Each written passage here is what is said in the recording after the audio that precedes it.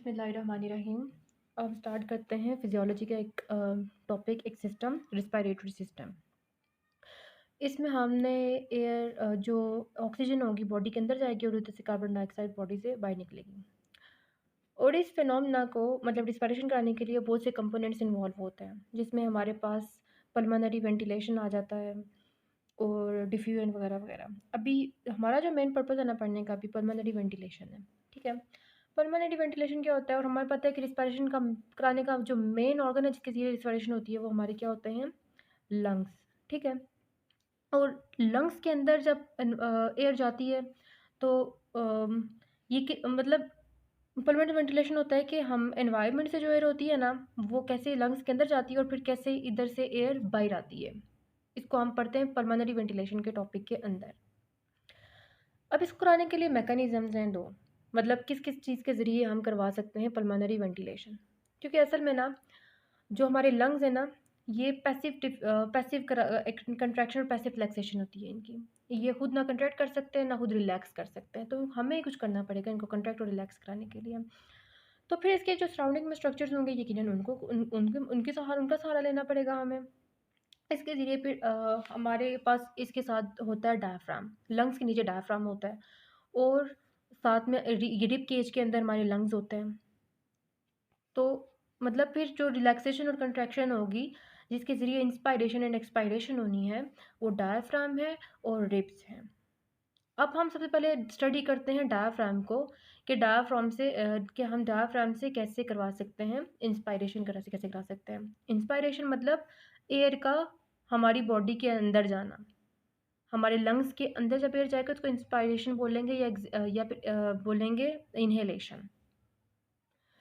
तो अब हम देखते हैं इसकी इंस्पायरेशन के दौरान। तो देखो कि जो है ना डायफ्राम, हमारी बुक में इसकी काफ़ी खूबसूरत डायग्राम भी बनी हुई है। ये इंस्पायरेशन हो रही है, इंस्पायरेशन में क्या है, ये डायफ्राम है, डायफ्राम की कंट्रैक्शन होती है जिससे इंस्पायर, ये डायफ्राम ने कंट्रैक्ट किया है और it's become less dome like, ये देखो थोड़ा सा फ्लैट हो गया। तो हमारे जो लंग्स है ना इनको स्पेस ज़्यादा मिल गई है तो ये थोड़े वो हो गए, फैल गए। तो जिसको हम बोलेंगे इंस्पायरेशन, ये जिसको हम बोलेंगे इंस्पायरेशन, मतलब एयर इसके अंदर आएगी। अब दूसरा फिनोमेना के अब एक और तरीका, मतलब एक्सपायरेशन कैसे होगी, अब एक्सपायरेशन को देखते हैं। तो इसमें भी हमने डायफ्राम से कैसे कराएंगे, जब डायफ्राम हमारी रिलैक्स स्टेज में आएगा। ये एक्सपायरेशन के अंदर डायफ्राम रिलैक्स है, जब ये रिलैक्स होगा तो ये ज़्यादा जगह लेगा, तो ये ज़्यादा जगह लेगा तो ये इससे हमारे जो लंग्स हैं उस पर प्रेशर पड़ेगा और इसके प्रेशर से जो हमारे लंग्स हैं वो उसको जो सरफेस एरिया मिलेगा वो कम हो जाएगा। तो ये तो हमने देख लिया कि डायफ्राम ने कैसे करवाई है।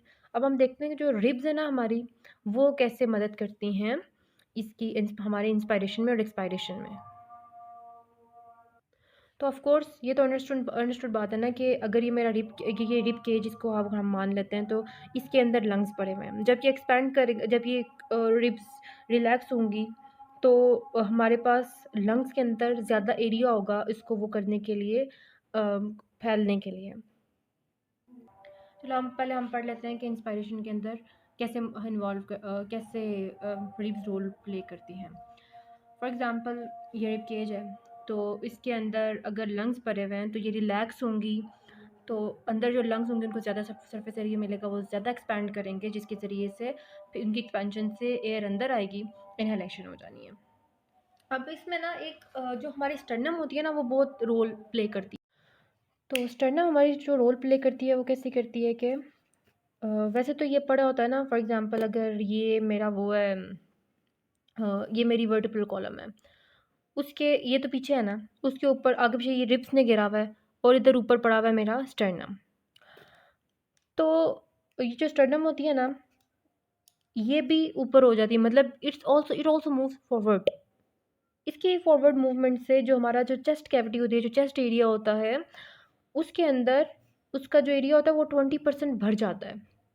20% बढ़ जाता है, मतलब अभी आप अपने ऊपर नोट करो ना, नोट करो कि जब आप इंस्पायर करते हो तो आपका सीना बाहर निकलता है ना, तो वो 20% ये स्टर्नम की वजह से निकल रहा है जब हम मैक्सिमम इंस्पायरेशन करते हैं। तो जितने भी मसल्स हैं जो एलिवेट कराती हैं हमारी चेस्ट कैविटी को, चाहे वो रिब्स होगी या स्टर्नम होगी, इन सबको हम मिला के ना बोलते हैं मसल्स ऑफ इंस्पायरेशन। इस मसल्स ऑफ इंस्पायरेशन के अंदर हमारे पास जो आती है ना, इनको हम इन मसल्स का जो नाम इन मसल को नाम दिया जाता है external intercostals. External intercostal muscles. External intercostal muscles करवाती हैं हमारी इंस्पायरेशन। और कुछ मसल्स होती हैं जिनको हम एसेसरी मसल्स बोलते हैं, जो इंस्पायरेशन के अंदर हेल्प आउट करती हैं रिब्स की, इंटरकोस्टल मसल्स की। वो हमारे पास स्टर्नोक्लेडोमास्टॉइड मसल्स हैं, एंटीरियर सेरेटरी मसल्स हैं, या सेरेटस एंटीरियर बोलो, या स्कैलेनी मसल्स हैं। ये सारे इसकी हेल्प करते हैं।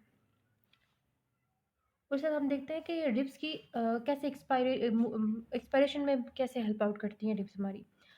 तो हमने कहा था ना, एक्सटर्नल इंटरकोस्टल मसल्स हैं जो इंस्पायरेशन कराती हैं। बेशक ये लेकिन ये हम याद रखना, एक्सपायरेशन जो कराती है ना, वो इंटरनल इंटरकोस्टल मसल्स हैं। इंटरनल इंटरकोस्टल मसल्स, ठीक है।